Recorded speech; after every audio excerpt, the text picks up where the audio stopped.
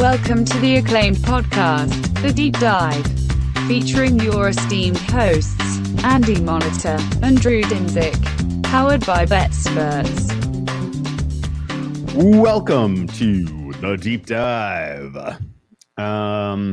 Breaking a little tradition here. We're back on Monday. Usually I don't hate it. No, definitely more clarity today than I would have had if we had tried to do this yesterday. No question. Post divisional week clarity. Yeah, lots to talk about, man. 4 big games in the books. Three games left. 4 teams remaining. Some good championship handicapping talking points. And some pretty interesting volatile market already. We got big boy limits, and there's bets are flying. Boop, boop, boop, boop, boop, Yeah, boop, not boop. only that, but some places did open hypothetical Super Bowl lines, and not massive limits, but enough, and those were getting hit in the same direction, the same team. So yeah, interesting. And again, we talked about the NFC, where we thought the NFC would open when we talked about it earlier in the week or during one of the halftimes, I believe. And it is apparently just going to revolve around the 7, which I guess I'm fine with. Maybe some people are playing it back. Some places did open some very poor Super Bowl lines, especially some of the places that opened totals. We'll get into that probably later on too. But yeah, you want to just start with Saturday afternoon, Houston, Baltimore. That's how you say it. I'm trying to think, what's the song? Way down in a hole. That's the Wire. The Wire. Good show, fun city. I was kind of rooting for Baltimore. I like Houston. I think they're going to be fine. I think that's going to be a positive long-term project that they've figured out down there. But I'm kind of rooting for Lamar not to get. I like him too much to have another one of those stains on his resume. So I was glad to see him make those adjustments in the second half, baby. I'm wet. Yeah, the setting was cool, right? It was a good kind of energy in the stadium. I liked the first half was pretty competitive. There were some opportunities. I don't know. I guess Texans were really, really, really elevated by the punt return touchdown. So, Drew, I you know how we have those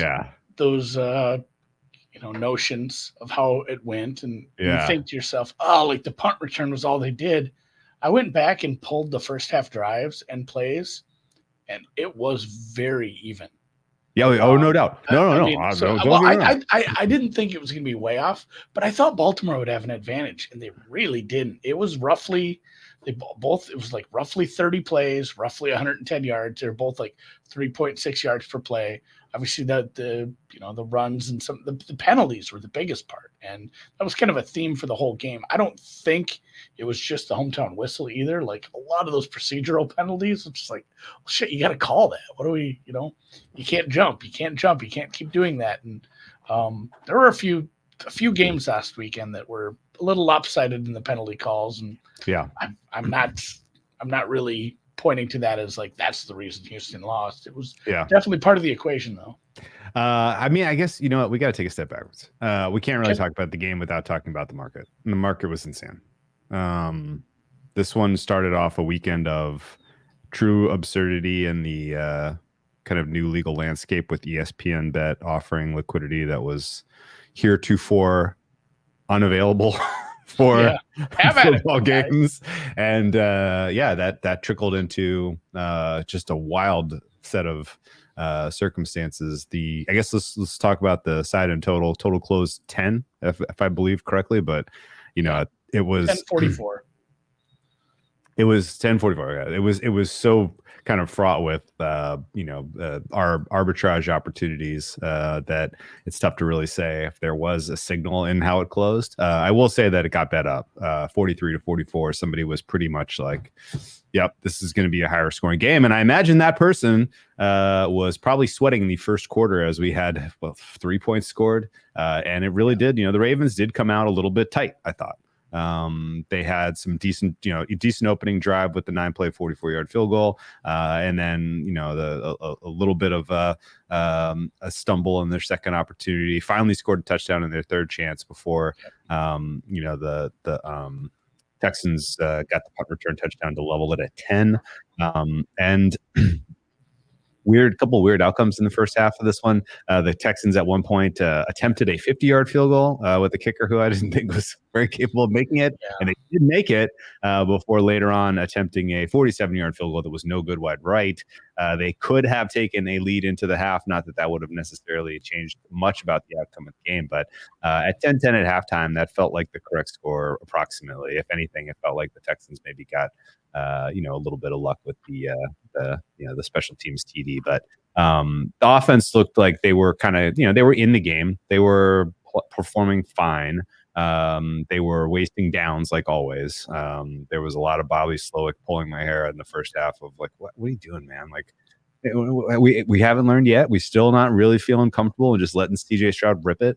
But it was good performance by the Ravens defense. Certainly, their pass rush in particular looked pretty fierce. And the coverage was very solid, even in the absence of Marlon Humphrey. The linebackers played out as usual, per the usual. And so, it was tough for both offenses. I think they started 4 of the 6 actual first half drives with a Singletary run. Mm-hmm. It was a bit maddening after we thought he'd turned the page, I guess, and there were still the good plays. There were still the good stuff from Stroud. My notes, again, I'm with you there. It was pretty even. That Hamilton probably should have picked off Stroud. Yeah. He had that in his hands early on. The other one, too. And eventually, Lamar would pay that back. There was a clear drop in the end zone as well, which obviously turned out to be a little more massive because I believe the drop by Hamilton was on. They didn't end up getting anything on that drive. That would have been one of the missed field goal drives anyway. Yeah. So it was a little strange with the play calling was, but a lot of people did point to the second half adjustments by the better, more accomplished, more experienced coaching staff. Not only what the Ravens were allowed to do defensively, but how they kind of combated the pass rush and really kind of turned it against Houston, turned it on their head. And I think that's probably what opened up the offense for them. The shorter stuff, the Lamar runs were great. The scrambles were, just classic Lamar. And eventually it turned into a spot where now we really have to rely on the pass. The run wasn't working anyway. And at that point, you don't want to become the pass heavy team because everyone knows it's coming. It wasn't working out. Strange for an offense that we thought this much of, never to run a play in the red zone. The only touchdown coming off the punt return, which, give him credit, that Sims kid, he was stuck. Just kind of twisted, squeezed, and popped through there. That was really nice. There's a couple nice special teams plays this weekend. And then,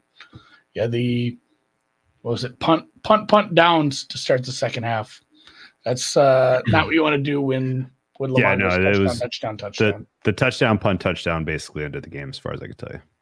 Yeah. The touchdown drive that you mentioned where Lamar ultimately scrambled for 15 yards, the drop pick by Petrie in the end zone on the preceding play felt massive, right? If that pass is intercepted and it's 10-10 and now that Houston gets their first drive, there's ghosts, right? There's thoughts creeping into your head. There's there's definitely a possibility that this could go sideways, and Lamar was like, fuck it, let's just start running. And that kicked off what was a phenomenal second half performance from him on the ground. And the Ravens defense needed one key stop. They got it on what was it? First and this play made me want to scream. The Texans were driving successfly. 1st and 10 on the 39, and they did I don't know. The pass to Hutchinson. Yeah. Negative 5 yards? 5 yards. Why then? Why that? Why was that even remotely in the playbook? All of it was like confounding. And then you put yourself in 2nd and 15 against a good defense and you're fucked. Incomplete to Collins, short right for 1 yard. Like they literally put Stroud on ice, I thought, on that series. And it was 4th and 14 at the 43. Now you've lost a little bit of confidence in your kicker. You don't try the super long field goal, so you punt it. And then the game was effectively over as the Ravens drove 12 plays, 93 yards, 7 minutes. Yeah, 7-minute drive. Yes. Baltimore would only have the 4 drives in the second half. They scored on all of them. Yeah. That field goal to cap things off, which at that point didn't really matter. I mean, that was out of it. But I mean, those 2 middle drives, 93 and 78 yards, combined for 14 minutes and 13 seconds between those 2 touchdown drives. Essentially, half of the second half was between 2 long touchdown drives. So not only you just, when you have those 3 and outs and you don't get any extra bites at the apple, you only get 4 chances in the second half. It was just obviously a recipe for disaster. And there were 2 massive plays on that drive, the 93-yard one. The first was, of course, 4th and 1 from the Houston 49. What a play call, too. Yeah, what a play call. Jackson, the left end, 14 yards. It was just brilliance. And just congratulations having the intestinal fortitude to go for it there instead of punting. I don't know that in all of the time I've seen John Harbaugh coach, he's always been that aggressive, but I enjoyed it. And now he knows this, he knows he has that in his back pocket in future high leverage 4th downs, which I think is important. The 3rd and 2 pass to Hill, which got 3 yards, was pretty solid as well. Not that it was an especially impressive play, but just that you got that conversion there and you didn't settle for a field goal on that drive. Because if I don't know that they're going for it on 4th and 2 on the Houston 27. They probably just take the 3 points and it's a 10-point game instead of a 14-point game. The Texans turned after the likely touchdown for 15 yards. It felt like the Texans basically just, okay, we're happy to be here. Like, all right, well, it's over. 14 points. That's too much for us. We'll, I guess we'll try to bow out gracefully and ultimately, like the rest of the game kind of didn't matter a ton. You had 10 final points scored by the Ravens. Yeah, that second touch. So the drive that put them up 31-10 only featured 1 3rd down, and that was because at that point they were running Dalvin Cook on 1st and 2nd. That's how you get to 3rd and 7. You run Dalvin Cook on 1st and 2nd. No offense to him, but at that point, that's kind of what's the opposite of the white flag? Like running Dalvin Cook multiple times like that is whatever the opposite is. That the victory cigar at that point. They ended up obviously punching that in, and I think that was another Lamar run. And that was very, very much it. At that point, we decided to order a pizza. What'd you think of the 4th and 5 down 14 points with 13 minutes left in the game, electing to punt from your own 30? Did that whiff of kind of we know it's not happening today?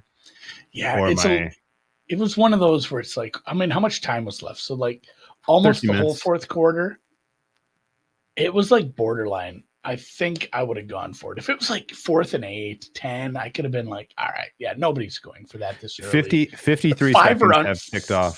5 or under, I think you got to have a play where it's like, we have this play, set aside where we need 5 yards. We need 10 yards. Like, who was it that ran that? Was it the Bills that had that? It was like 3rd and forever early in the game where they had that lateral play. Yes, like, and they got to the one. They got to within one. Right? It's the playoffs. You have to have plays. All right, like now we bust that out. This is not a Week 12 play.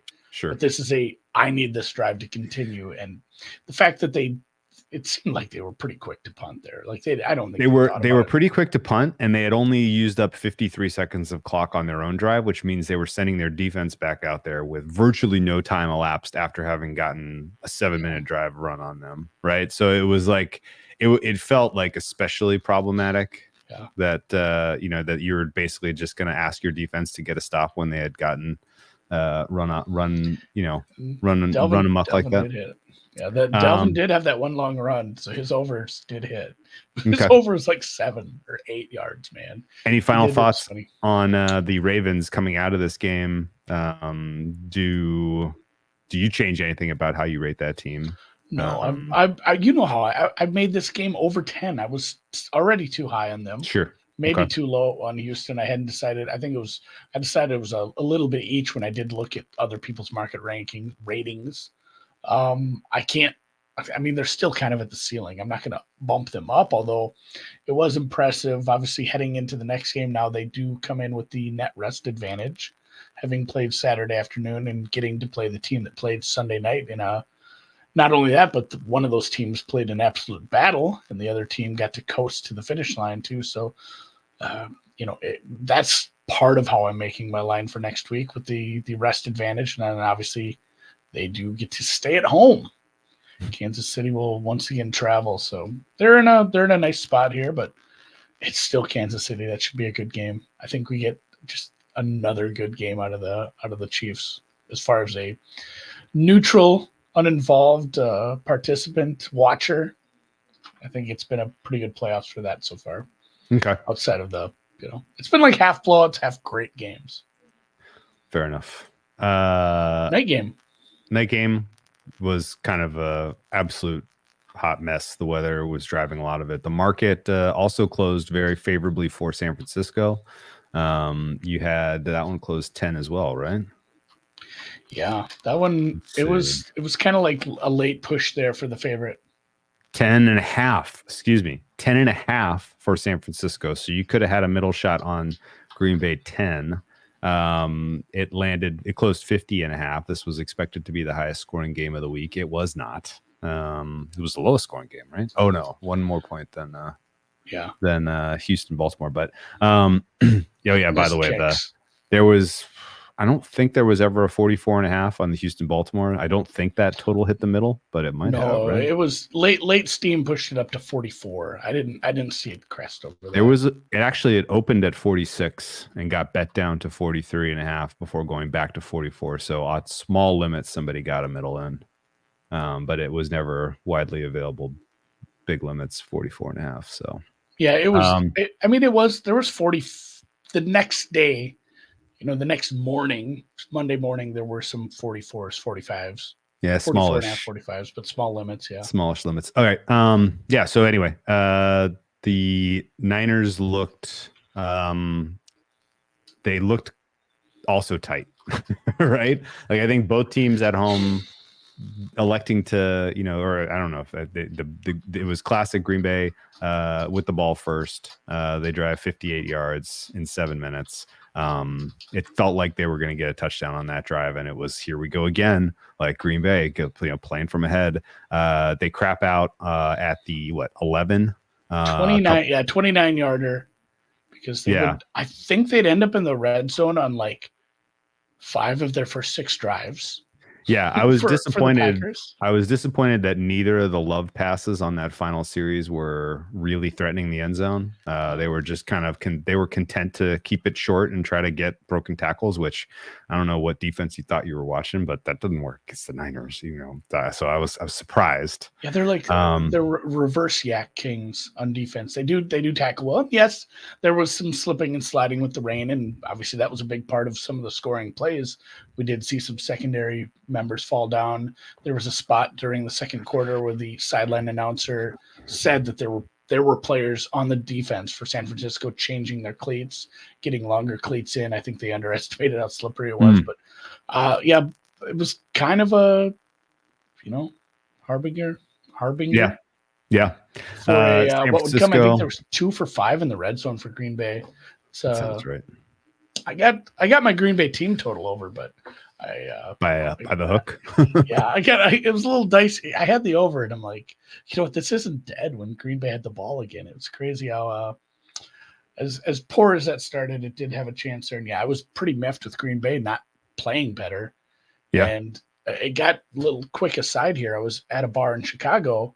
I talked about this at halftime, like way too many Packers fans, and I felt like I had to protect like that the home field or whatever. Like I had to go to bat for the Chicago Bear fans there because I was with some people and they were like mad. Like, what the fuck is this?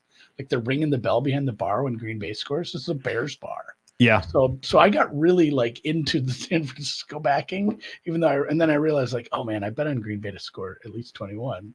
Like I kind of got to cheer with these guys too. We're at Rinaldi's. Rinaldi's good pizza, but yeah, that the first 3 drives for Green Bay could have really opened this game up. Oh, the first 2 could have. Because of how Purdy was looking in the rain. Yep. If Green Bay could have capitalized early, or a million other things that could have gone right. Yeah, Green Bay wins this game if Green Bay could have capitalized early or late or in the middle. Yeah, or in the middle, or the defense could have converted. Yeah, this would have been a runaway. 2 really interceptable balls that it's hard to say without looking at the all 22 closely, but both of them were likely decent returns, if not pick sixes. There weren't guys in the way. I thought so too. They dropped 2 pick sixes essentially. On that first drive for San Francisco when they got the ball back. Yeah. Debo looked good, but yeah, Purdy threw one right into the arms of a secondary member, Savage. I don't remember, but they ended up punting. Green Bay gets the ball back. They drive way down the field again. Ward falls down. Dubs gets the big play. And then that sneak, which was a point of contention at the bar. There were some very varied opinions. I don't know. It was about as close. I was fine with whatever call. Yeah, I was kind of miffed that they didn't. No, I didn't think they close. got it. Yeah, I didn't think they got it. I was cheering for Green Bay through and through, and I did not think they got it. And then obviously they get the ball back to San Francisco. Boom, they move down, hit that really nice pass. Yeah, to Kittle. And well, actually, I want to say something real quick about the Packers' first 2 drafts. So I don't really want to be critical of Matt LaFleur because what he did this season was pretty unreal. Sure. But I didn't really feel the aggressiveness on the first 2 drives that you felt the entire game against the Cowboys. Okay. Yeah. Like, think about. Do you think they went into it wanting to run more though? Absolutely. Because Jones was effective. That was the thing. Yeah, I get what you're saying, but it felt like the game plan was. I'm not even really talking about the run pass splits. I'm talking about the passes they were asking Jordan Love to make. It was a lot of short stuff. And like really where I think of Jordan Love really thriving, because he only had one like real in the first quarter in those 2 drives where they held the ball for almost the entire quarter and managed over 150 yards, 120 yards of offense. Like he only really had the 1 deep pass to Dobbs, and it was a 38-yard game. And it was like, okay, like he's got it. Like he's cool. He's feeling comfortable. He's feeling confident. Like, and that was a broken play. Like I don't think he's throwing that ball otherwise, but correct. The defender fell down and Dobbs was what you had no choice but to throw that. Correct. I mean, you're right. They weren't pushing it at all. Like what I was hearkening to as I was watching it on the rewatch mostly was Thanksgiving, where we know after the fact that LaFleur wanted to take the Christian Watson bomb on the first drive out of the book. He was like, let's take this out of the script. And Love was like, no, keep it in. Like, I'm ready for it. And it was like, it kind of felt like, I don't know that you needed training wheels on Love out of the gate here. Like the team was playing with so much confidence and loose. And I don't know, man. I didn't think it needed to be so precise, so short. I don't think you needed to play keep away. And actually, like my other kind of major takeaway was like, even if it wasn't about the way you felt about your quarterback, if it was about keeping your defense off the field, like, yeah.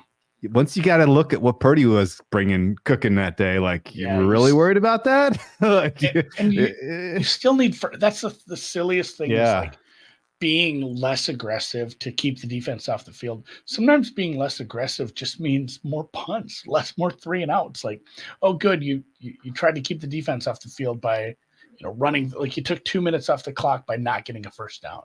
Now you're punting again. I hadn't thought as much about that as far as like if that was a true LaFleur, like this is what I wondered if some of it was the weather, but how Love looked for most of the game, how he looked last week, how he looked towards the end of the season. Yeah, it makes me wonder what kind of who has the most input there. how much they trust him, how much they listen to him. And it makes me think about the CJ Stroud conversations that, Sure. you know, he talked to Slowick, says, I'm ready. Let's do this. They started ripping a little. And, you know, it is hard to tell because the weather was super shitty. Yeah. I mean, it was Sure. raining pretty hard for big chunks of the game. So Sure. maybe that played a big part of it. But I mean, they probably should have pushed it down deeper because there was, I don't know, they had the better cleats, I guess. Their receivers were constantly they were beating guys. Guys were slipping.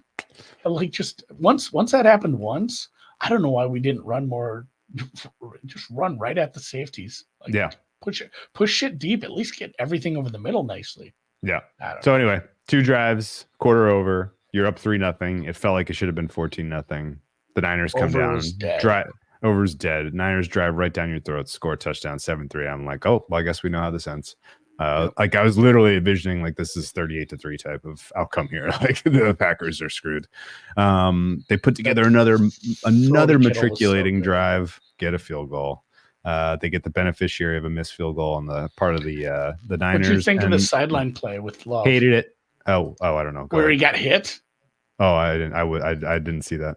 It was just like everyone wanted a penalty, and I don't know. I thought that was pretty close, but that was another one where it's kind of the story of what kept Green Bay going. This home stretch into the playoffs, like it was everybody again. Like it was Reed and it was Dubs and it was Love even moving a little, but yeah, once they got deep, again 3-and-out field goal. Yeah.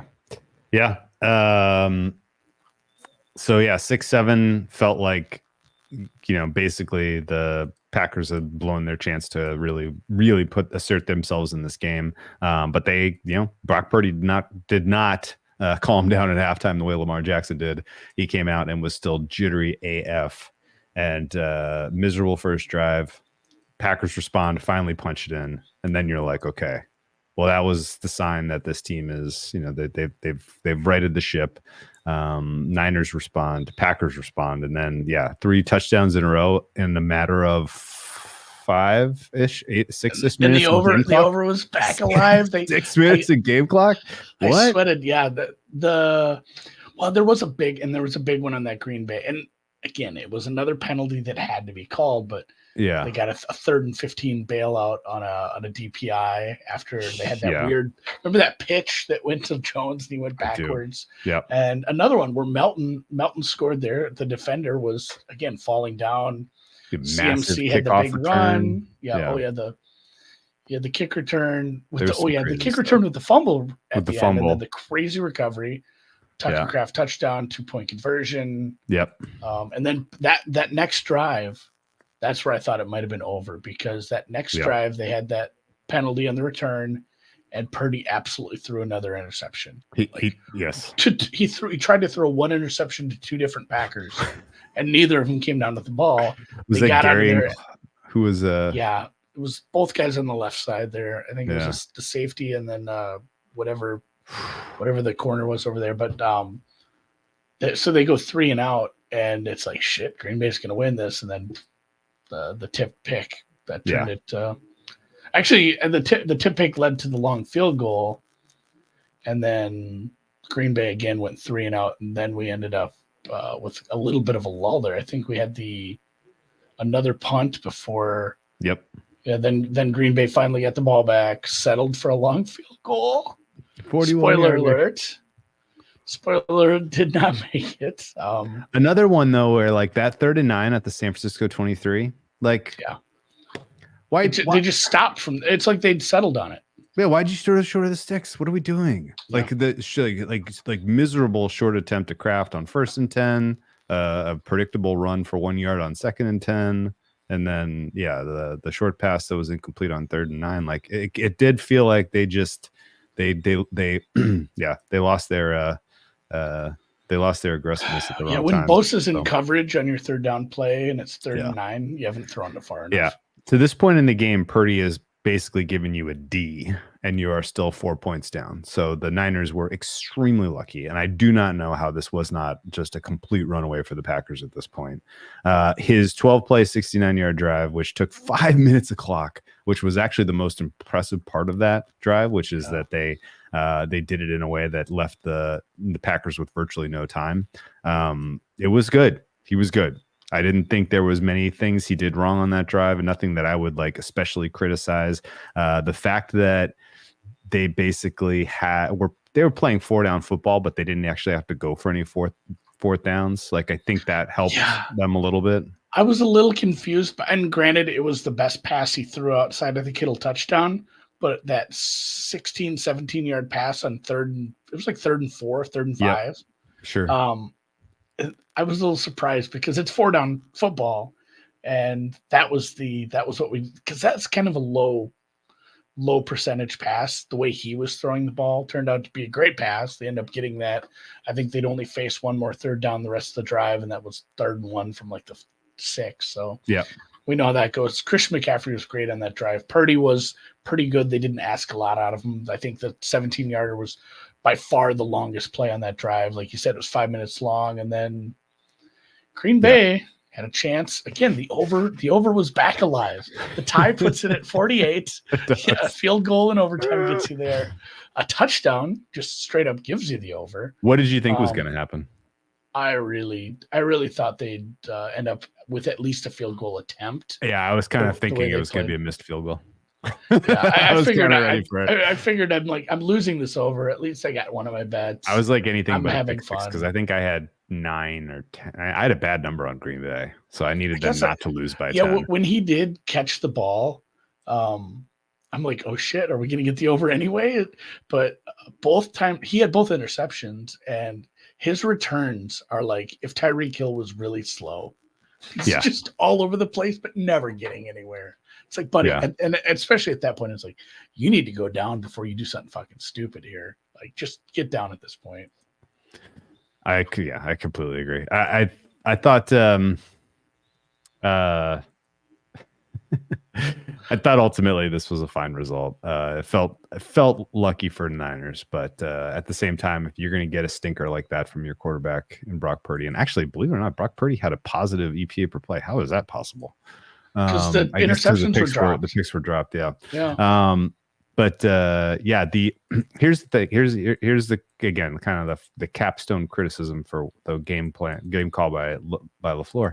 Jordan Love's ADOT was 5.8 in this game. Like, that's so far off what he was when he was at his best this year. Like, it was just a weird lack of aggressiveness in terms of what they were asking him to do that I just didn't really get it.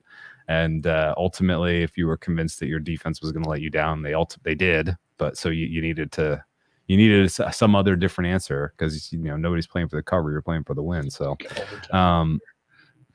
the overtime banner. I'm going to take the overtime banner and I'm going to put the thumbs up banner up.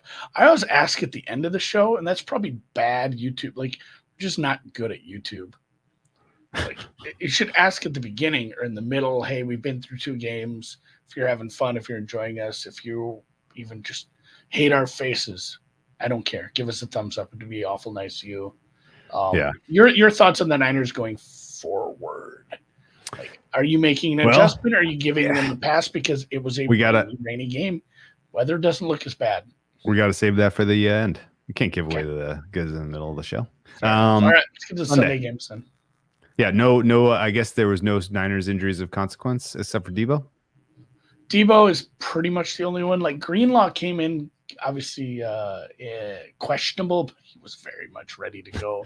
Debo, I don't think he plays. I mean, they're calling it 50-50, but he's had this injury on the same shoulder, and he missed like 2 games.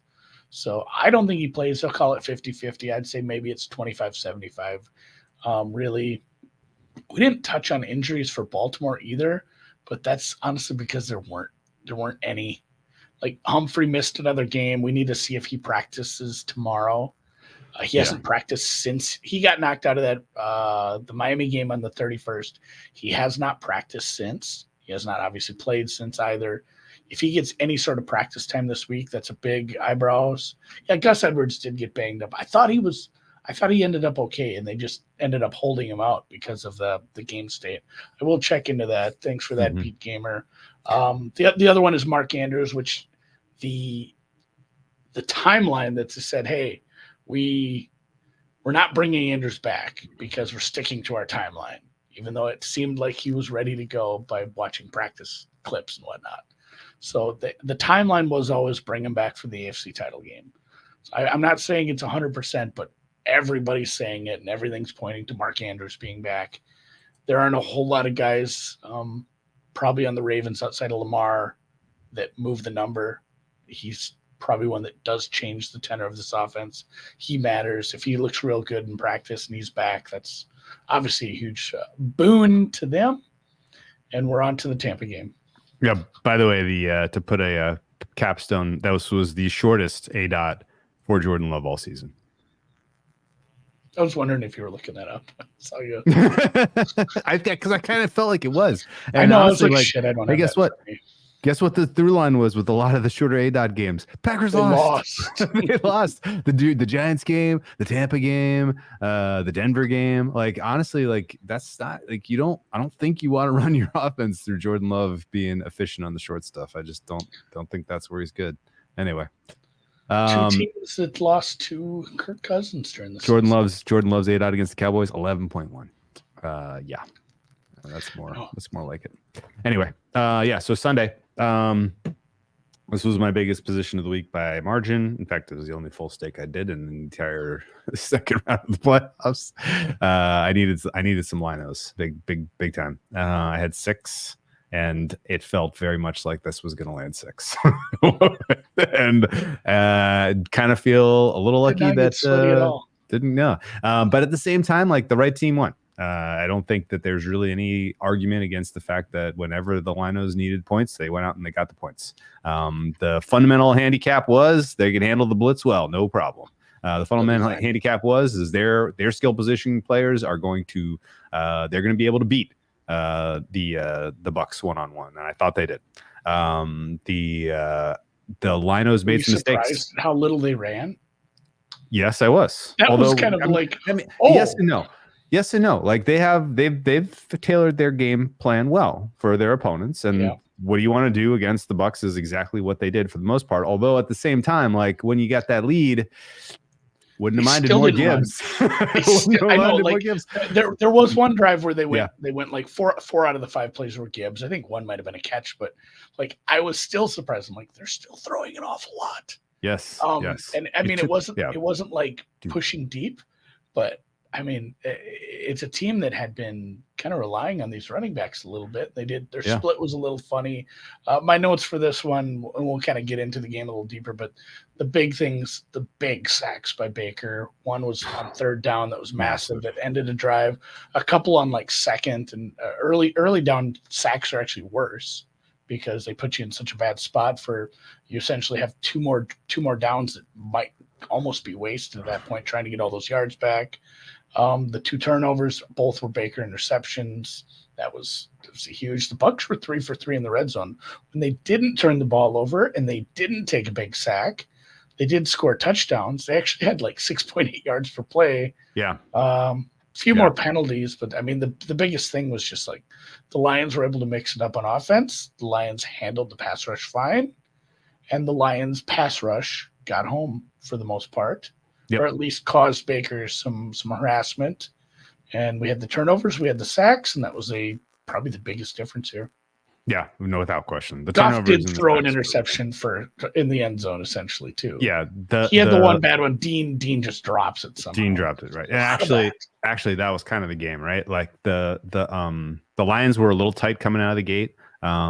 It took me watching at home 2 drives to be screaming, why is Montgomery even out there? Like Gibbs has so much more juice right now. Yeah. Get Montgomery the hell out of there. But they still gave them about an even split. Goff should have been picked by Dean.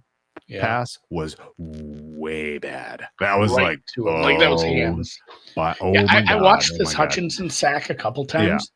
There was a big miscommunication. I don't know if he thought there was a back that was picking up or I don't know, but the tackle goes to the inside for some reason and he had nobody touched. And Baker taking sacks from that side has been something. I don't know what's going on, but that blitz from the secondary, it's like he never saw that guy coming. Yeah. Hutchinson just ate him up too. It was when he got sacked, it wasn't like, oh, he's scrambling around and they finally get him. Yeah. All of his sacks were just like, oh, there's a free rusher and he can't see people who are moving. I don't know what's going on. It was like he was having a nearsighted problem, right? Or far, like it's like he was like he couldn't judge how close the guys who were coming. Like he saw him and he was like he's like, I've been sacked. I've got one eye closed. I've been sacked, but he's still holding onto the ball and he can easily throw it away. Yeah, no, like a modicum more pocket awareness, a modicum more quicker to just chuck those instead of taking the massive bad plays. And this is probably a little bit different game. Yeah, and as Adam points out here in the chat, he was pretty good outside of the big negative plays, which is the first pick wasn't his fault. That was Mike Evans. I thought that was tipped up, and for sure Evans needs to do a better job of getting his hands on that and at least bringing it down. Like you thought it was? You think it was too high? You think it was not? It was too high. It wasn't a good throw, but Evans is your wide receiver one. He needs to be better than that because I mean that was massive. Good thing for him, Evans did get better than that.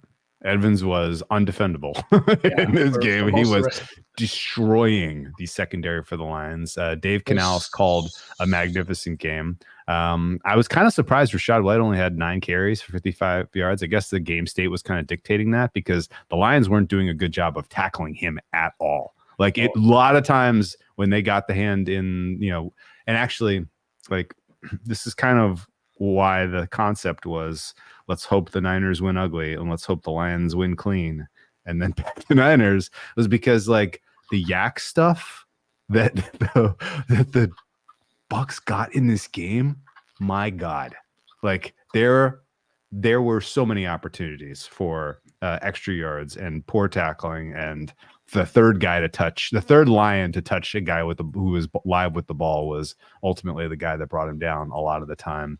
Wide receiver one, Mike Evans had no issues destroying the secondary. So, I think 2 straight sideline plays of like 25, 30 yards each to get to like the 30 and then to the 1. Yeah. And he beat the pants off somebody. And they're really good throws by Baker. Yeah. I want to note this, and we'll send a specific clip of the 4th and 14 conversion to Sean McVay. It is possible to convert a 4th and 14 against the Lions team. That was all Baker, and obviously his receivers did work to find a spot there, but that was the one Baker rolled out to his right and found a guy down the field. Yeah, I mean Evans. He was finding. There was one drive where it was like, I think he had 7 completions, like 3 to Godwin, 3 to Evans, 1 to Moore. Yeah. And I mean, every one of them was a good throw by Baker. He looked very good at times, especially in the second half, again, when he wasn't on his back. He took 4 sacks. They all felt massive. Jared Goff took 2 sacks. Jared Goff had a couple of bad passes. The Lions receiving corps had a couple of drops. They targeted Amon-Ra St. Brown 14 times, which I completely agreed with. They targeted Sam Laporta 11 times. That was tremendous. The 4 targets to Jahmyr Gibbs were not enough. The 4 targets to David Montgomery were too many. And they really kind of only lightly pressed the Jameson Williams button, even though you would have thought his speed would have been more of a game breaker. Ultimately, he had one huge catch. Yeah, huge. They had one deep one down the right side. They tried early. Yeah, and he didn't get was separation. Just an overthrow. Yeah, he wasn't. He wasn't super clean either, but it was a bit of an overthrow. He didn't. Yeah, he had like 30 yards. Yeah. I would have thought, like you said, I would have thought we'd seen a little more of that. But it was another one where we saw a couple drives where Laporta was big. Laporta looks. Yep. I went back and looked at his snap and routes run charts for like the rest of the year. Like what he did yesterday was a normal workload. Like what he did 2 weeks ago was like 60% of a workload. So like the fact that they used him almost as fully 100% kind of speaks to the somehow the fact that knee is pretty much ready to go again. That's huge for them. He's such a big part of the offense. If him and Gibbs and the rest of the guys play well, this is a team that can score on anybody, and I'm kind of excited for that matchup. The second half of this game was super duper fun. The play There's 5 touchdowns and 6 drives. The play of the game in hindsight was it is tied 10-10. Over bettors are just sick to their stomachs. 3 minutes remaining in the third quarter. And Man Campbell on 4th and goal elected to call C. Reynolds. Is that Craig Reynolds? The other Reynolds, the fullback. Craig Reynolds, the fullback. He called Reynolds' number on 4th and 1 for the 1-yard touchdown. Now it was like a no doubter. He was in hard. The blocking was perfect. At this point, Jonah Jackson was out and Frank Ragnow had gotten hurt, but he was back. Am I getting this right? And they still got that amount of perfect blocking in their run game, which was pretty impressive. But the cojones to go for it on 4th and 1, give it to your fullback, and call an interior running play when two of your most important blockers are hurt was pretty wild. And it worked out for them because I got a trivia. Where did our friend Craig Reynolds play his college football? Ooh, Texas Tech. No, it's in Pennsylvania. Really? Yes. Is he a Marist Red Fox? Is that in Pennsylvania? I thought that's I don't know. New York. I think Marist might be in New York. Kutztown. He went to Kutztown, Division 2 program that I learned about 30 seconds ago. Andre Reed went to Kutztown. Marist College is in Dutchess, New York, apparently. There we go. So, yes. Poughkeepsie. Ryan Vogelsong, baseball player for the Giants. Kutztown. Yeah, I'm like, why don't I remember this guy at all? But Craig had a nice touchdown run there. There was, like you said, the second half total got there on those drives. There was, what was it? Yeah, it said 5 touchdowns on 6 drives back and forth with just the one Tampa Bay punt in there. That mattered a lot. As it turned out, the 2-point conversion was a terrible play. Hated everything about it. Obviously, that was big for some people that were laying the 6. Yep. That mattered. And really, like, again, and because we kind of got breaking news here, I kind of want to touch on this because this was my guy. I was banging the table for Callahan. Sounds like the Titans are hiring him. Oh, how about that? I like that. An offensive guy in Tennessee. They just need a quarterback and some defensive players and maybe some offensive linemen. Another young running back, maybe a tight end, and they're there. I mean, I like this better than the other one that was floated around today. Oh. Yeah. It is cuts with a C or a K, which makes it cooler. Everything's cooler when you replace the C with a K, guys. Yeah, Patrick says, I think I'm 0 for forever when 2-point conversions swing a spread. It does feel like they basically, when you need that 2-point conversion, it feels like they're starting from like the 15-yard line. Yeah. It looks like the longest 2 yards of your life. Yeah. I will tell you this. This is where I wanted to end, and I want to hear your opinion on this. Well, I got three final points in this game. Okay. The first is breath of fresh air that Todd Bowles went for 2. Too many. He'd done it earlier in the year. I know, and I'm not saying like we should be surprised by it, but like sometimes guys do it in less, high leverage games, and you get to the more high leverage game, and you just kind of get a little chokier, right? But he went for it anyway. That's a great sign. Credit to the broadcast for explaining why, mostly correctly, that it was a good decision. Laughable that there are people out there like still stuck with their heads stuck in the goddamn mud about this. Like, this is not even that controversial, or like, it doesn't take an advanced degree in math to be able to wrap your head around this. You fucking idiots. Like, stop being obtuse about going for 2. It is so fucking obtuse. It is so obvious. Like, just stop, please. Like, at some point you're going to realize you're wrong and you're just going to stop. And all that said, the goal line fade, get the fuck out of here, guys. What are we doing? Like, you're really gonna you're taking what should be a 50-50 play and you're gonna make it a 25% play. Like, goal line phase can find find them in the trash in the 2-point conversion playbook. My favorite thing is and what Wilbon said today, and everyone should ignore. I don't even feel like I should be giving him my breath here.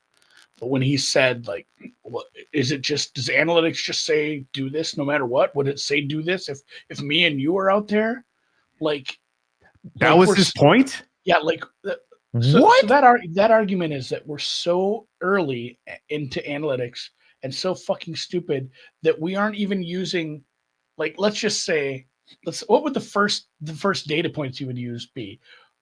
My team and your team, and punching them in and their relative strengths. Like, it's saying, it's not, if your team was, a huge liability up front that had negative 40 yards rushing that day, or had me and you on the team, we would have 0% chance to convert, and so the analytics would say, kick it. You must kick. Yes, of course. It's wild that, like, that's the very first data point you enter is like, how are we playing? What do we have available? Does it even know that it's in a dome, Andy?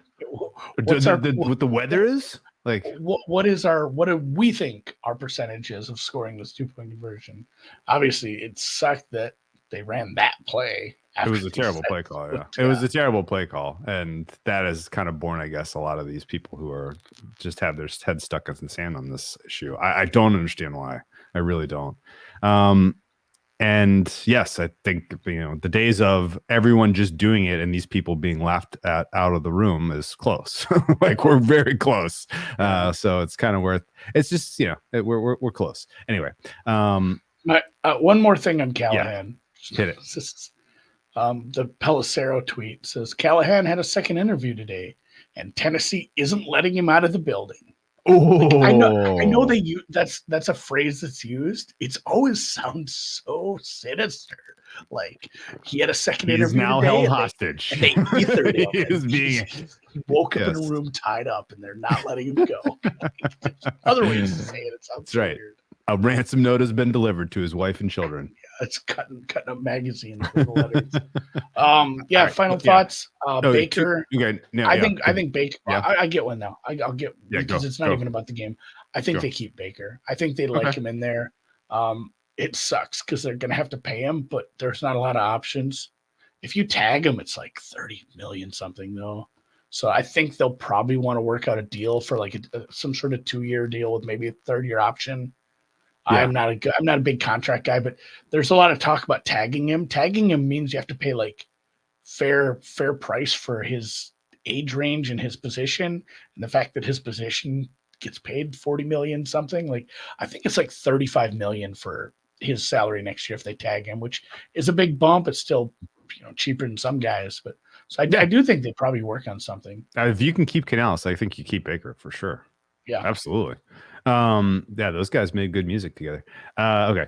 My final thought: the Barnes pick was just superlative. What a play by that guy! Like, so few linebackers are coming down with that ball. I gotta tell you, that was outstanding. Get him a goal line package. Happy to see that. Better than a goal line fade. And then the point by Casey on the not calling a timeout. I mean, I think it's pretty obvious what happened. If Bowles elects, if he's being as aggressive as possible, he calls that timeout on first down. He kind of acknowledged that even if I do that, we're still going to lose the game. So he just threw his hands up and just, he conceded the game, right? The Lions incorrectly snapped the ball early to where he could have changed his mind and called that timeout. But I don't think he was even paying attention. I don't think anyone was really even paying attention. And I don't even know how I would have felt from a sportsmanship standpoint. I mean, it would have been very easy to criticize the Lions for fucking that up. At that point, it's like, well, they screwed up. I'm going to take advantage of that. We're gonna huck one down the sideline and try to have a chance at a Hail Mary. Yeah. So I think I don't think they even realized that the Lions had screwed up, and no one got in his earpiece and was like, "Hey, the Lions made a mistake. You should call a timeout." Right? Like, I think they would everybody kind of just assumed the game was over. Right? Maybe this is an award we need to add, and I maybe spoiled the broth by saying this anyway, but we should have an award for output compared to contract. It was just because he made $4 million this year. Wow. I mean, just like, that's so cheap for a quarterback that led you to, I know it wasn't a good division, but I mean, they would have been in as a wild card either way. Like, it was a decent enough team for a guy that, I mean, it took a couple weeks to get off the ground, and a lot of it, they might lose Canales, man, after the last 2 years he's had. Yeah. Okay. No more thoughts, but Yeah, that would have been a lot of people would have been just completely bent out of shape and broken if Foles had called the timeout and third down. And I don't, the Lions fucked up. Like, I don't know how I would feel about it. As a Lions backer, I think everybody just you'd have felt very bad if they in a sportsmanlike way. Everybody just played the game in a very sportsmanlike way, and that was fine. If they would have completed a pass for like to the 50 and had out of bounds with like 8 seconds left, you'd have felt very bad about the Lions doing that. All right, the good one. Let's get to the night game. Yeah, Chiefs. Can't kill these fuckers. Cockroaches. I wish there was an example of a franchise having this good of a 4 or 5 year stretch and just never getting a Super Bowl. I wish we could think of another team or franchise that's done that. It's like it's not the same as the early 90s Bills because they got almost there. Yeah. But it is, as Solik has pointed out, as other people have pointed out, it is wild how close this team is, how good this team has been for years now and has virtually nothing to show for it. And I think it was Solik's writing that it was like, it's going to suck if they never do anything because you're going to forget about this team and how good it was because all the hardware is sitting down in Missouri. Yeah. Yeah, of course. That's the way it goes. They'll break through at some point, maybe. It's happening with the Ravens right now. Although they still have one more important hurdle to clear. I know, but the thing is that they have their Super Bowls. Like it feels different. It's like, all right, like maybe we didn't get any more with Lamar, but like we have something in the trophy case. It's different in Buffalo. It's different in Minnesota. Okay, so speaking of writing, if there were script writers, they nailed this one. They gave us everything we possibly could have asked for. Although I will say that having the Buffalo kicker miss it wide right was a little on the nose. It was little mean spirited. It's funny that we talked about that game a month ago. It's a little mean spirited. I'm sure that you could find other franchises who had 2 very memorable playoff endings that went wide right. But still it was tough. And there is a lot of I have a lot of competing thoughts about this game. I haven't really even boiled them all down, but like I don't think that anyone should be surprised that we saw what we saw, that those 2 quarterbacks were performed at that level, considering what we know about them and how good they are. The injuries to both defenses were definitely a huge factor in how the game played out. The coaching was amazing for 3 quarters, and then just absolute, first grade stuff in the fourth quarter. I didn't understand what happened with both coaches. I think ultimately the game was decided by something that happened to Allen physically, because his passes after the miss to Stephon Diggs, at some point he got popped pretty hard, it looked like, and maybe it was his plant leg or something like that, but his passes were pretty erratic, uncharacteristically erratic. Josh Allen's, I thought. I'm glad you brought that up, because it's so hard to tell where, because he ran the ball so much. Sure. And even it's funny, like he'll slide and get hit. He knows, he's like, I'm too big to get that call. Like he doesn't even ask for a flag. He just kind of looks around like, all right, get these guys off me. We got a play to run. But I mean, he takes so many hits, it was hard to tell. I wondered about that because he was a little off on the last couple drives at times. Well, really, although the pass to Diggs was not good. No, Diggs was not good. Diggs maybe carrying an injury for a good part of the season that we. Yeah, it's what if Diggs came out and be like, I had to have abductor surgery tomorrow. Yeah, wouldn't surprise me. Sports hernia, I'll be out for 4 months. Yeah, that sounds right. Like it looked like he was carrying something very painful, an ab or rib. The miss to Diggs, which was on Diggs 1,000,000%, was tough, and I was a perfectly thrown ball. The stuff at the very end, it just kind of felt like he was spraying it a little. And if he didn't have it physically, I don't know why he was so determined to go for the kill shots. They needed to take more time anyway. Like it didn't feel like there was vision or plan or like an adult in the room that was like kind of helping them. To put it. Yeah. And like inside the 2 minutes, like what, like obviously there was Diggs coming, was wide open on a crosser when he targeted Shakir in the end zone, right? And honestly, the play to Shakir in the end zone felt like I was watching Gabe Davis in the end zone again, all over again. Like, holy crap! Like, this is the same play, it's the same throw. He missed him this time. But you know, like I even going for the touchdown there, yeah, you want to be ahead, but there's still a lot of time left. Didn't really entirely understand why anyone would have been happy settling for a field goal there. I felt really like there was this sense of, and I had the Chiefs in some teasers in this one. So I'd been cheering for them to keep it close at least. I wanted a good game. I assumed that was a very safe leg. But like I was still kind of cheering for the Bills. I know you had Chiefs money line, but it just felt so bad for this franchise. I was kind of rooting for them. And that stretch there when they got down to, whatever it was, somewhere, what was that last drive? Like the 15? Where did they get stopped? It's like the 20-ish. Yeah, wherever it was. Like those 3 plays, just like, oh man, this is what we're doing. Like it felt like you needed to have some plays that weren't aimed at the end zone. Like my goal there as an offensive coordinator, my goal is, because of the time left, my goal 100% is not the end zone on any of those drives.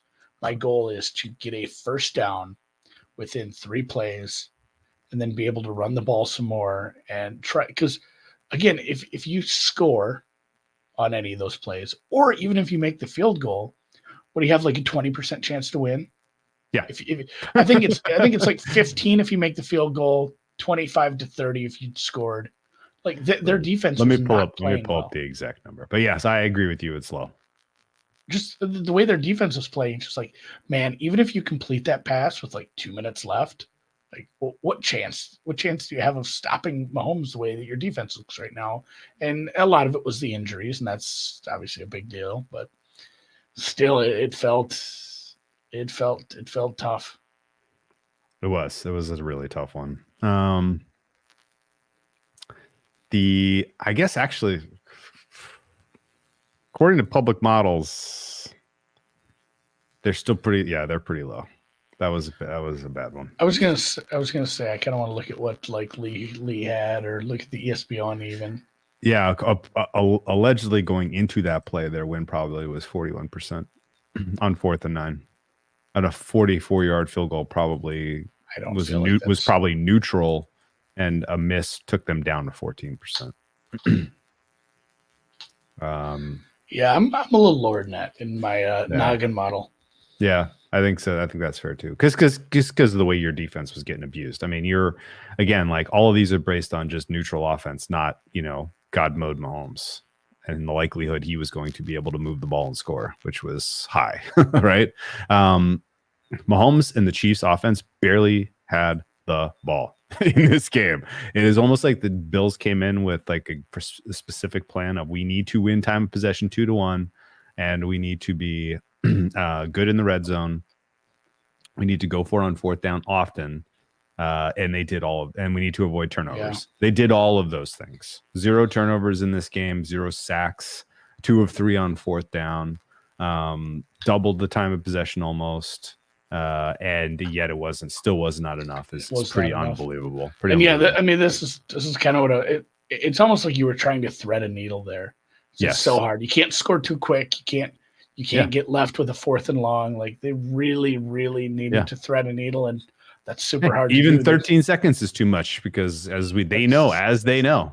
So, although that happening twice in a lifetime is probably pretty unlikely. I read some good stuff about they were able to run the ball effectively through both the backs and Josh Allen, but that it cuts down on your chances of explosive plays. And obviously that's what you need against the Chiefs. That's what you need against anybody to make a drive.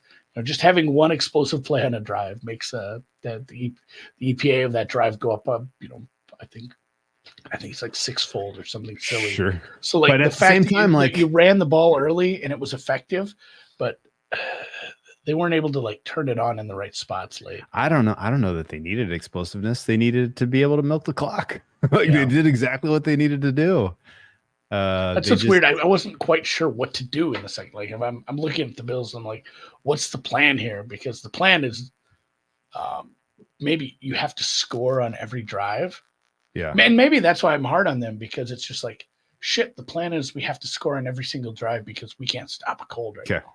All right, let's talk about some of the other nuances here. Coming out of halftime, we had a touchdown. Mm-hmm. Looked like this was falling over the second half. It ended up staying under because there were no more points scored, which is great in and of itself crazy. The Chiefs got right down to the end zone again. What happened there?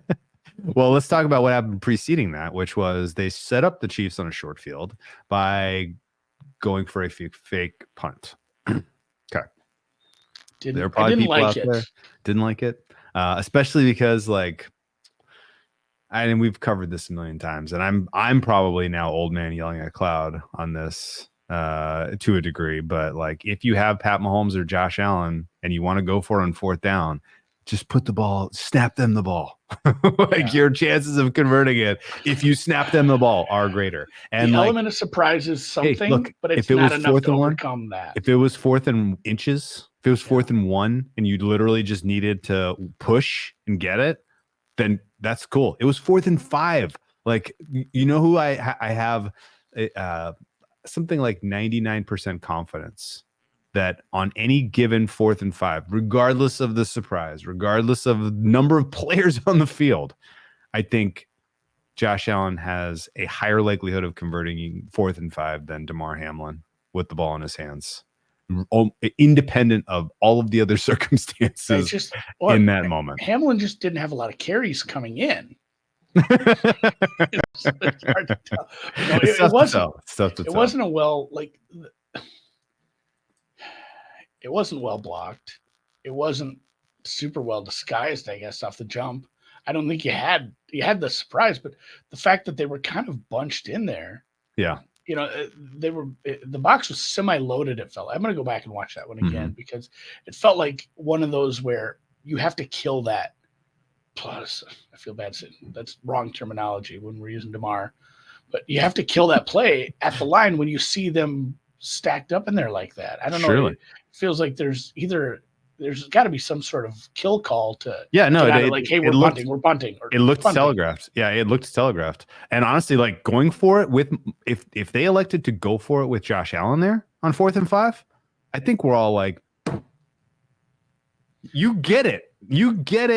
McDermott, the stakes here. You understand. Like he's not getting a simple quarterback draw. A simple quarterback draw probably gets that 75% of the time. I think so too. Patrick, Jesus Christ, I think so too. Ultimately, it was putting that up on screen. You're terrible. It was a massive momentum shift, and Isaiah Pacheco then took it 29 yards to the Buffalo 3.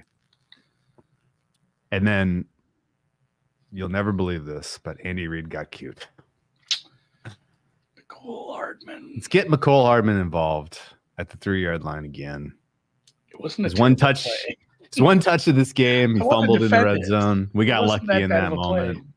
Well, I'm not saying it was a bad play, but I'm literally getting ice cold Mecole Hardman involved. Didn't feel necessary. A lot of other ways you could have approached that, and that was the worst possible outcome. And it's kind of the only outcome you needed to be kind of aware of not happening was turnover. Period.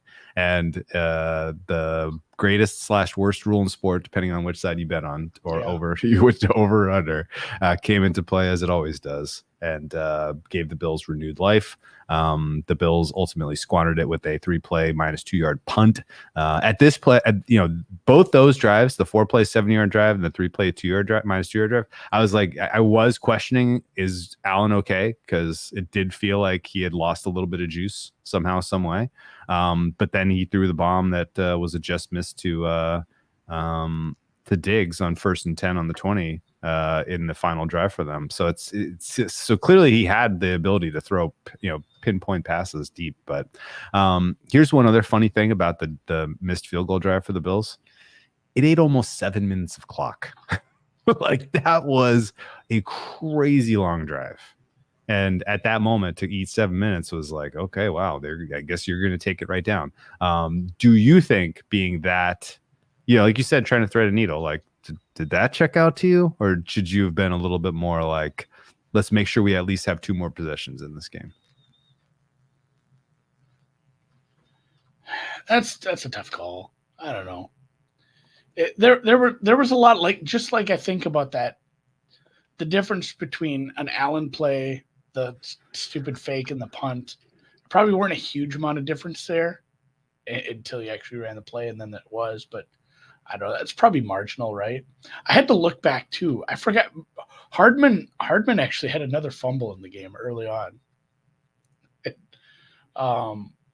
In the red zone. Do you remember that? Yes, I do. Yeah, well, that's what I'm saying. Like what? Like a guy's ice cold. Yeah, you put the ball in his hand one time all game. He fumbled. You got very lucky not to lose it in that moment. And yeah, those are the only 2 plays that he touched the ball.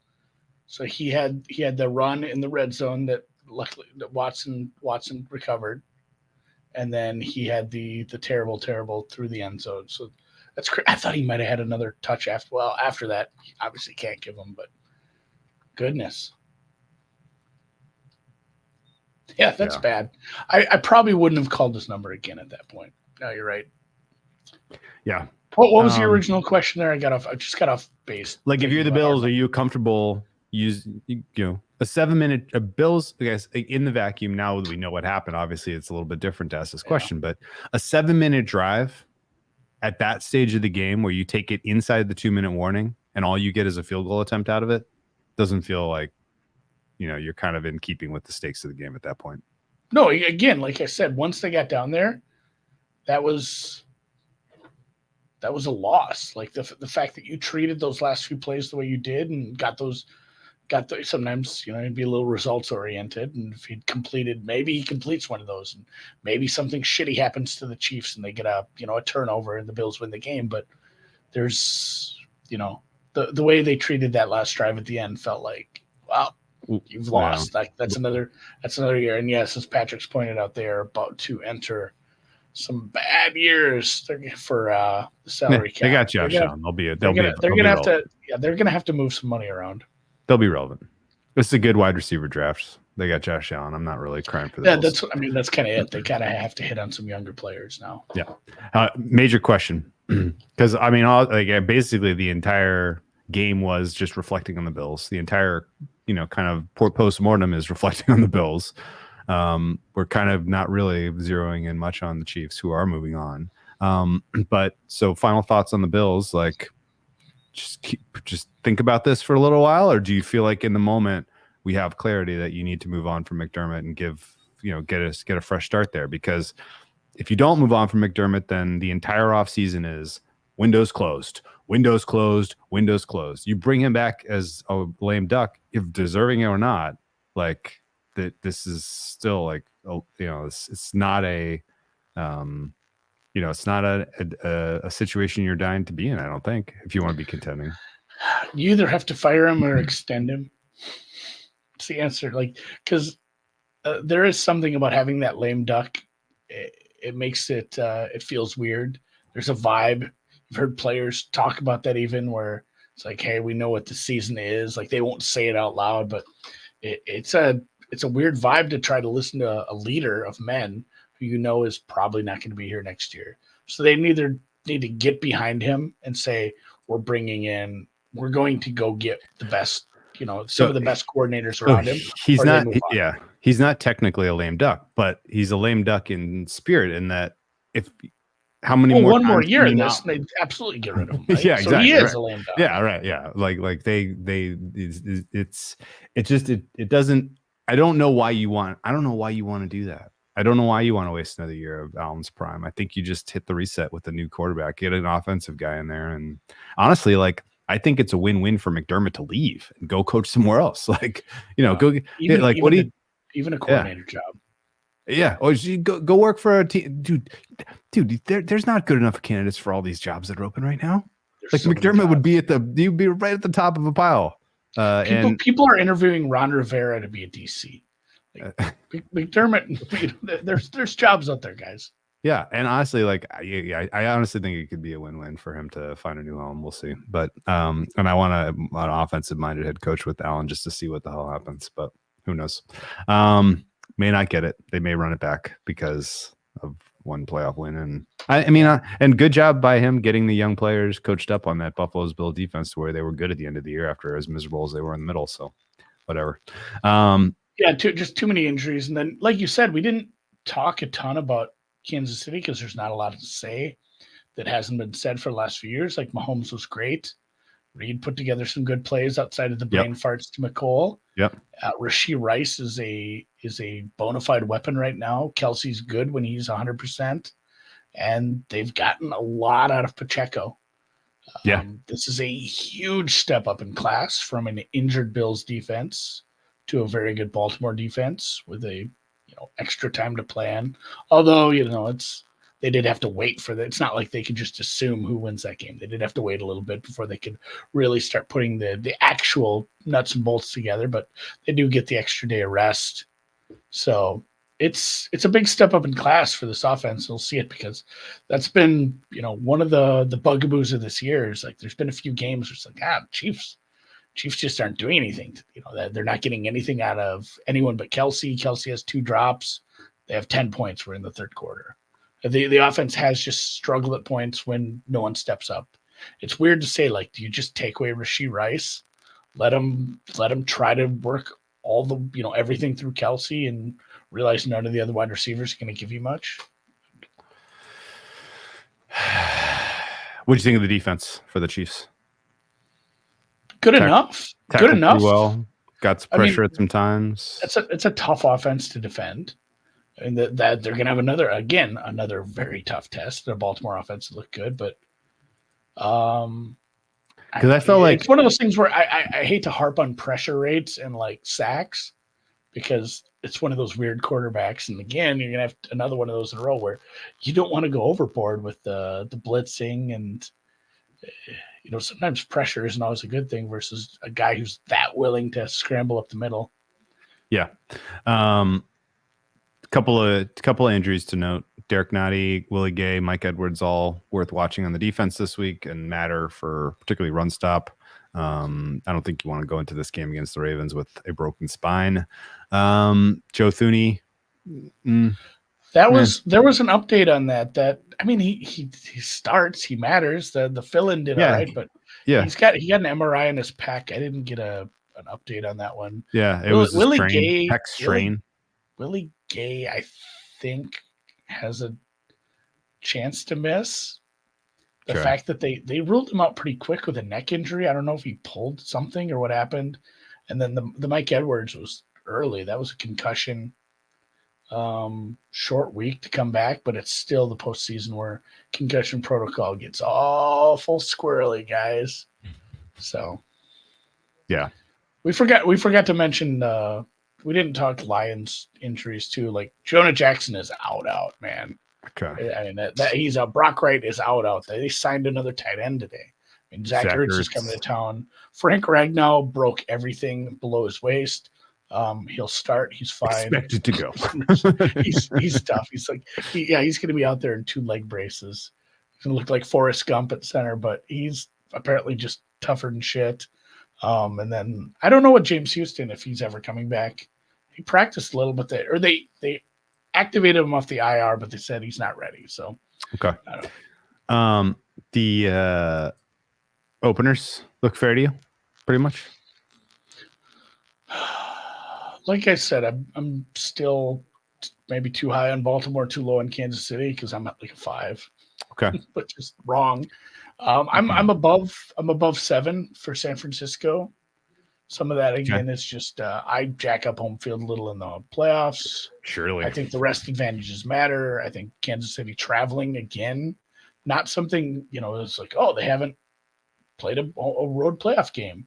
They certainly haven't played 2 in 2 weeks under this regime. So another big ask for them to prep for another hostile crowd, another road environment here for the second straight week against a better team. So I'm at like 5-8 in these. I like the over in San Francisco. I like the under in Kansas City. I haven't bet any of those yet. Wait, say those again. I like the over in San Francisco. Okay. I like the under in Baltimore. Ooh, we disagree there. Yeah. If I had to pick, like those are where my numbers are leaning. Like I said, I don't have any bets yet. I haven't wagered on any of this. I'd like to hear your case for. Well, let's talk about what we disagree with. Let's hear your case for the over in Kansas City, Baltimore. Yeah. Two overrated defenses, in particularly in ways that are bad matchups for their opponent. What do you think?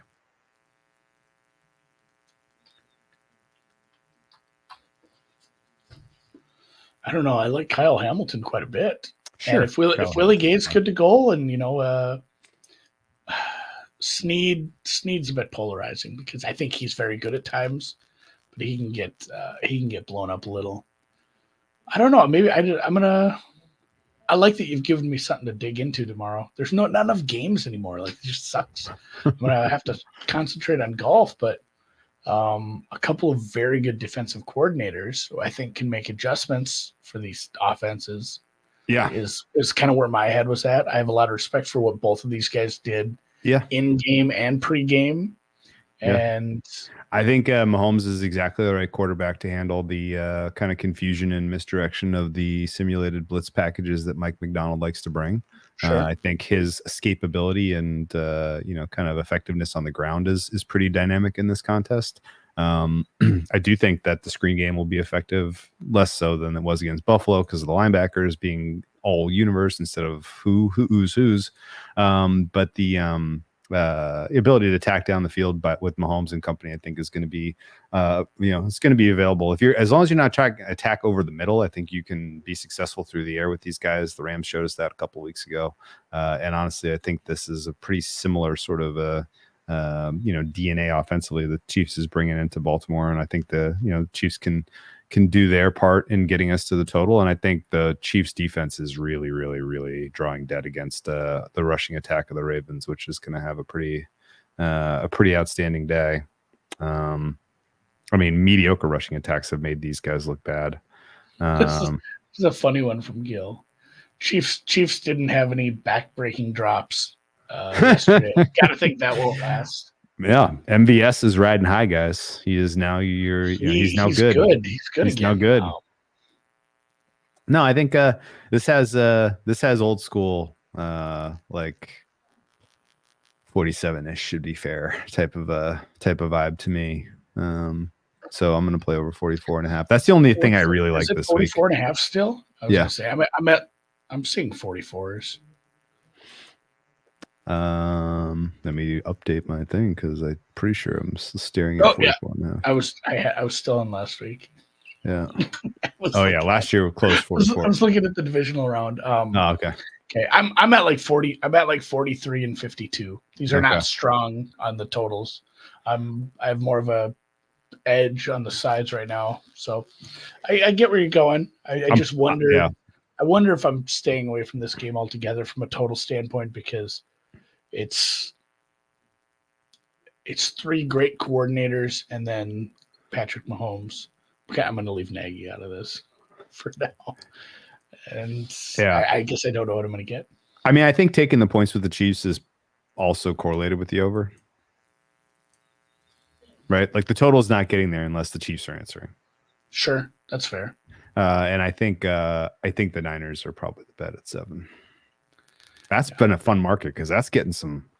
I kind of wish I would have taken some 6.5. Sure, man. Now that it is plumb dumb gone, but there's been some two-way action there, so you might get another chance. These are big boy limits. We're taking 50 or 30K on sides, and it's been getting bounced around.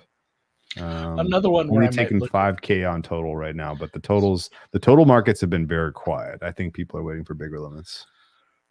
Niners 49ers team total didn't get home for anyone who bet that last week. Feels like a good maybe you martingale that if that's something you bet, because I do. Again, I like the Niners. I like the over. I think they end up with 35. So that might be something. Yeah. I mean, the Shanahan style of offense against this defense that's poor tackling and can really only get by with kind of the blow it up pass rush when they get home. Like, this is not the kind of defense you go into San Francisco and succeed with. I think the Niners pick their number in this one. Sure. Good. All right. I think, if I have one bet, and I'm kind of looking up that's the thing about team totals. You can take a pretty good guess. Like, it should be 28.5, 29, somewhere like that. But it always sucks when it's like, hey, this should be 29, and it's 28.5, minus 140, something like that. Just juice I don't like laying. But 28.5 over is minus 105 at low vig right now. I don't hate that. Cavaliers having a nice night.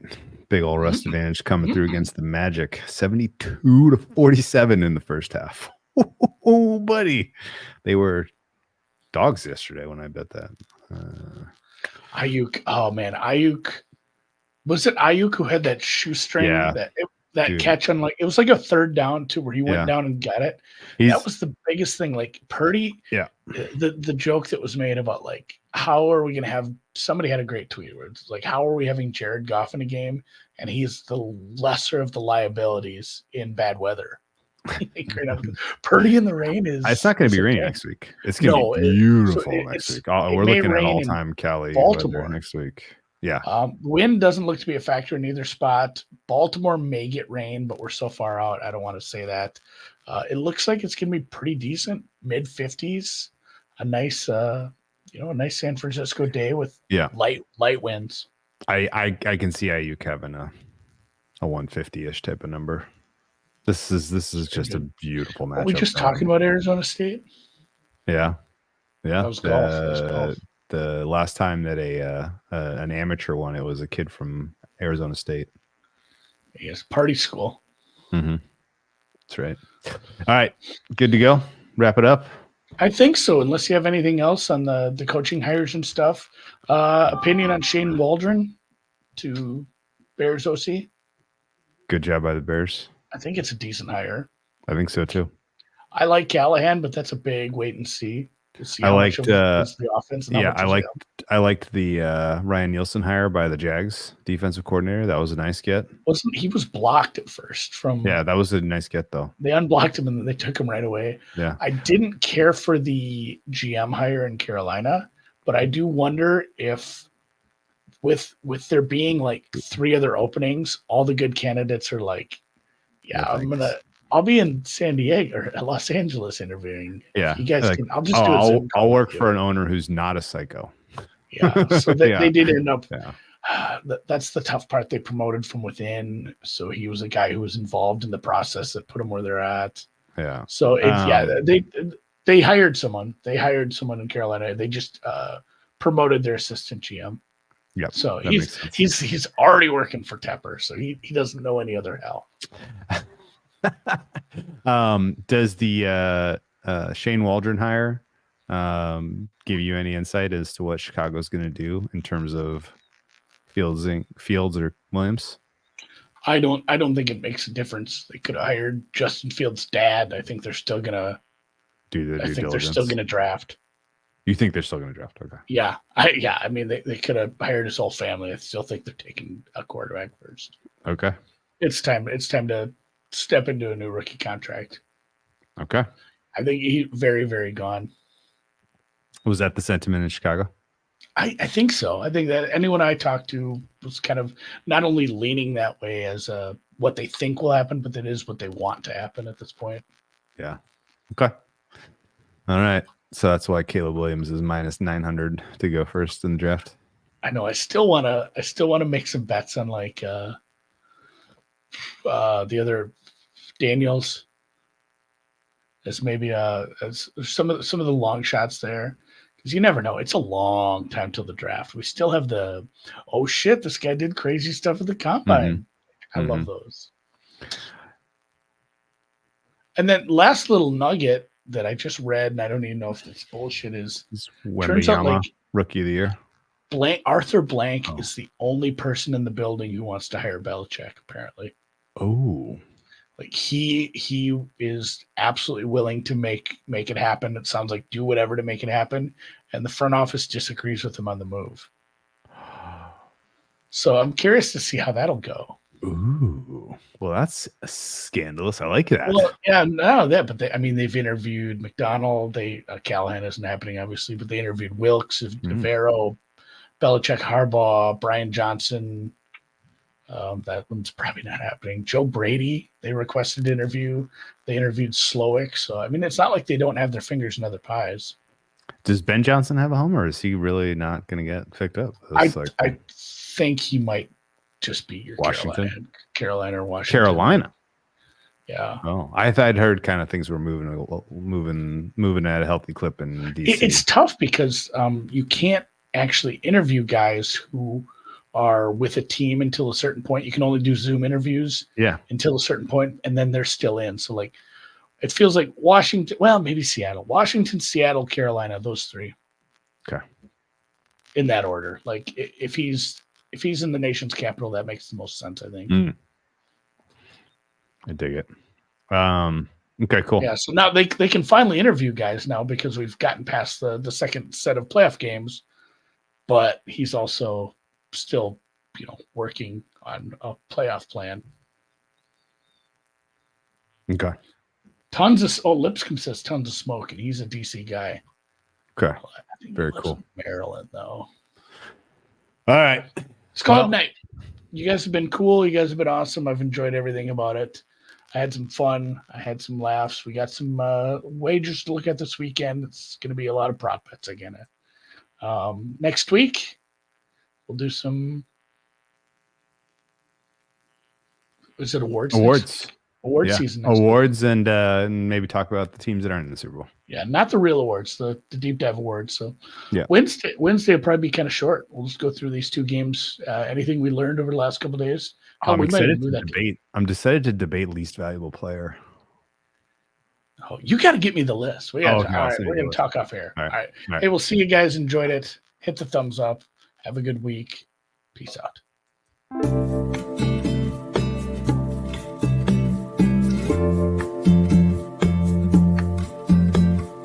A lot of great awards. Sharifard Game of the Year. That one's tough. We had a 3-0 game and a 6-0 game this year, Andy.